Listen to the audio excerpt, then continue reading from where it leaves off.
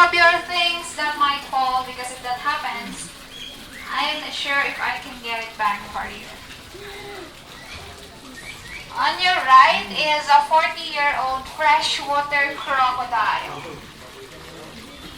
Then on the left is a 35-year-old saltwater crocodile. Once again, everyone, pakiingatan po yung gamit ninyo na maaaring mahulog.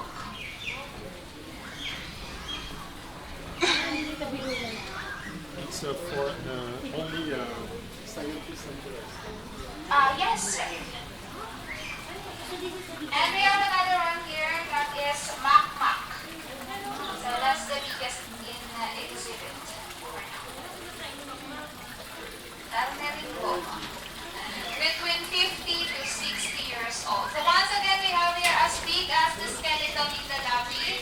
That is Mac or Mangarastas from Barangay Mangarastas. That's part of Puerto Princesa City here in Palawan. He is 17 feet long, aged between 50 to 60 years old. And then here in the center, all of the crocodiles are fed only twice a week. And then they eat those meat and fish unfit for human consumption. Usually chicken, pork, kasi carnivorous.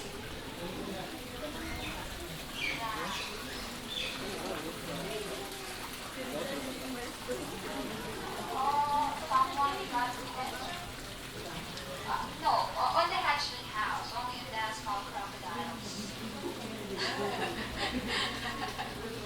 But on this bed, there's none. Alright. By the way, yung mga crocodiles for century animals, so they can live maximum of 100 years. For conservation, sir.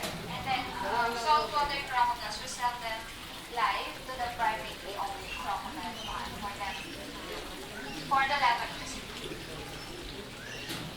No, sir.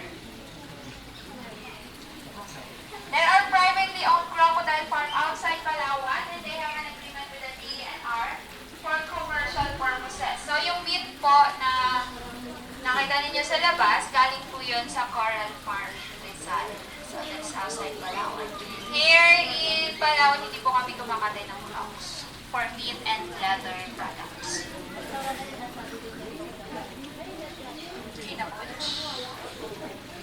Actually, may crocodile dito sa kantin. Opo, kung gusto niyo po pumili, punta po kayo sa kantin. Po.